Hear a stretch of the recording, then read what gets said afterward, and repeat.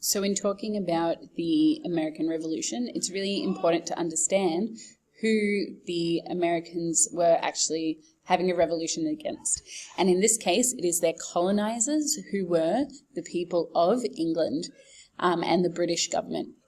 So colonization is the action or process of settling among and establishing control over the indigenous people of an area.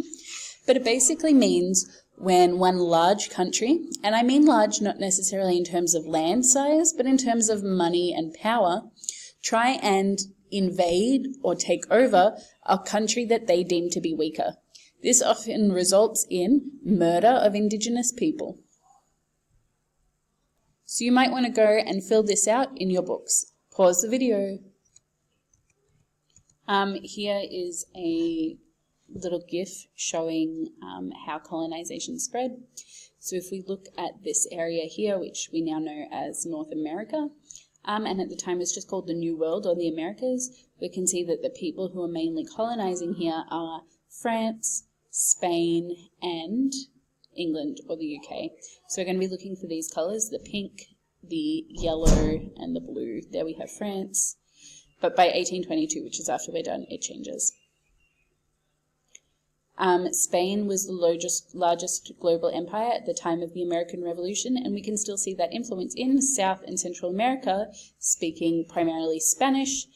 Some places like Brazil do speak Portuguese because of that influence.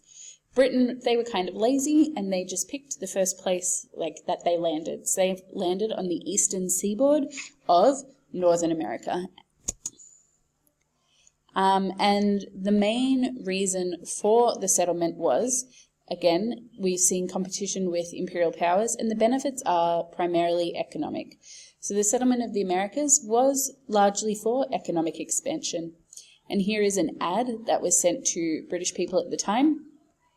And it just talked about all of the exciting opportunities that you could get by traveling to Virginia to plant fruit.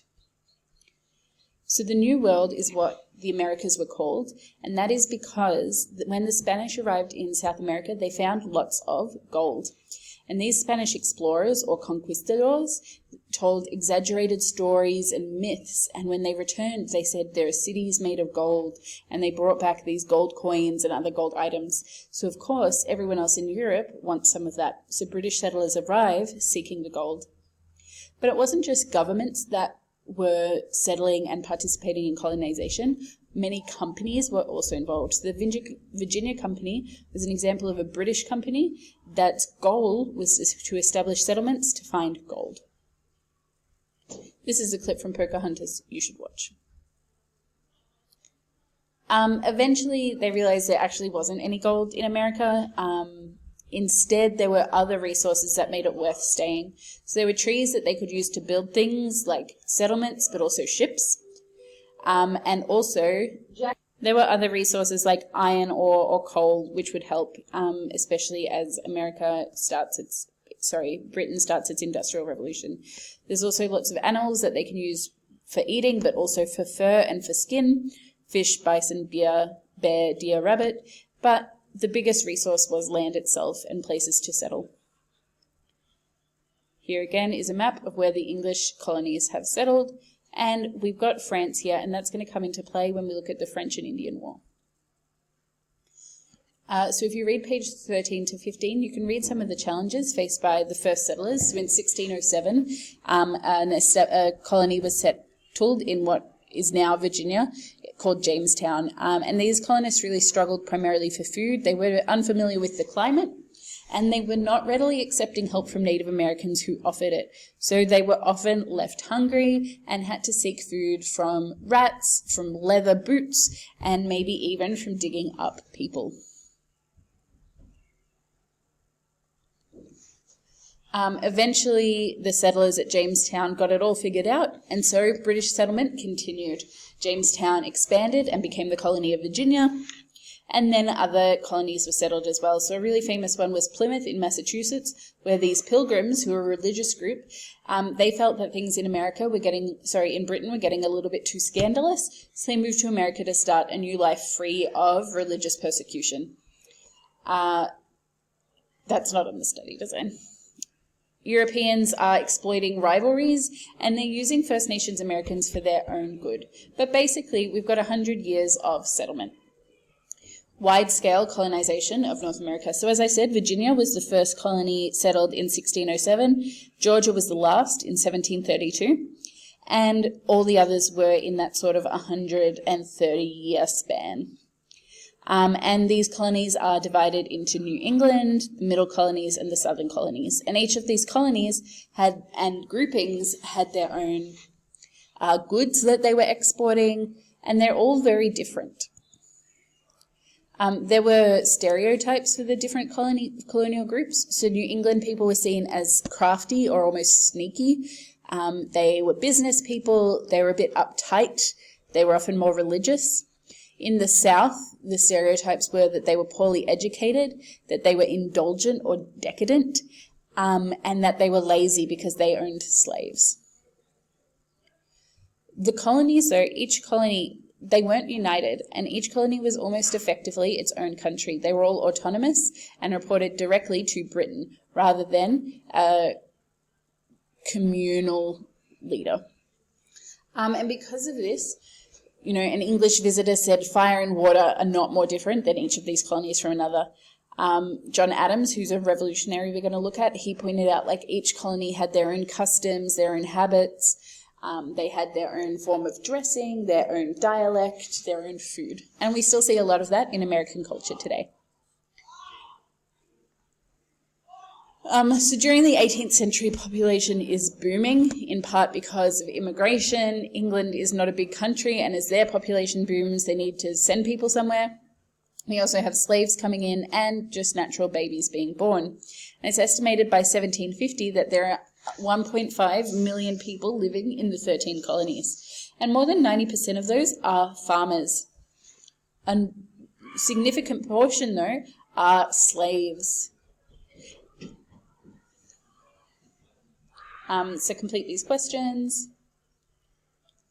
Now, you might be asking, well, if each of the colonies are independent, who is in charge?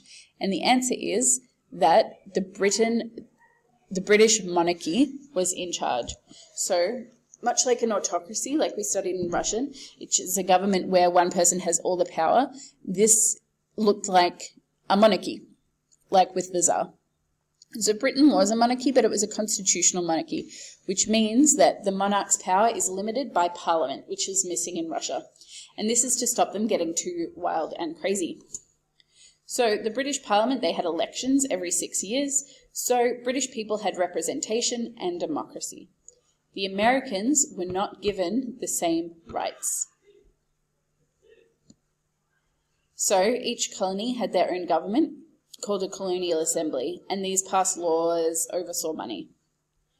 Above them was, so if this is the assembly, sorry, it's a bit messy, they reported to a royal governor, and this royal governor was a representative of the British Parliament, and they upheld his laws, they implemented his policies, and they could override whatever the colonial assembly were deciding. And there are 13 colonial assemblies. So each of these dots represents a colonial assembly, and they all have their own royal governor, if that makes sense. Then our royal governors, all 13 of them, are reporting to British Parliament.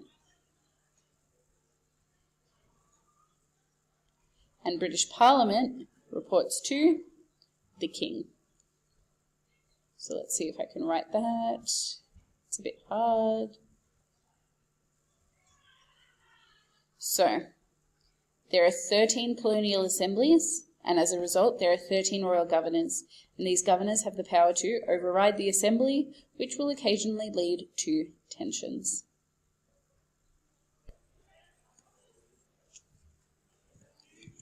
We're going to skip the Magna Carta, but so the colonies, they fell under this document, which was the British Bill of Rights, and this guaranteed rights to British citizens. So all British citizens had these freedoms. Technically, that meant the colonists did too, and they believed they did. But if we look at the very first right, freedom to elect members of Parliament, this was not given to the colonists. So even though they had to follow British law and British government, they did not have the right to elect members of this parliament. Instead, colonies had to adhere or follow British law. And an example of this is in 1732, the British government passed something called the Hat Act. And the Hat Act basically said that American colonies were not permitted to make their own hats. They had to send fur to Britain to be turned into hats, and then Britain would then sell the hats back at a high price. And we know that from our studies in week 2 that this is called mercantilism. But we can see this is a silly law, but it's a British law that applies to the colonies, so the colonists must follow it. Other examples include the Iron Act, which restricted American manufacture of iron products, which could be used into tools, and the Currency Act, which was meant to discourage colonies from using their own currency. The purpose of a colony is to make money for the mother country, in this case, the British Empire. But despite these laws, there's something called salutary neglect. Neglect meaning ignoring, and salutary meaning beneficial. And salutary neglect was a form of ignoring that actually had benefits for both the colonies and the British people. So what the definition is was a policy of avoiding strict enforcement of laws, and the purpose was to keep the colonies obedient to England. So it basically meant even though there were taxes on the colonies, if the colonists weren't paying them, the British Parliament would ignore that and allow them to continue not paying tax. And so even though it means they're getting a little bit less money, they get the colonists staying loyal to them. And the benefit of the colonists is that they're paying less money. An example might be if they made their own hats, the British Parliament is not necessarily going to get them into too much trouble. So this policy is beneficial for many. We had, thanks to Daniel, a great metaphor for this is you and your mum are in a fight, she is saying something wrong, you don't point out that she's wrong, and as a result you get KFC. She gets to think she's right, you get food. That's basically what it was. And we're going to notice it ended in 1763, and this is going to be a great source of tension for the colonists. And this was your homework, and that's it for week 1.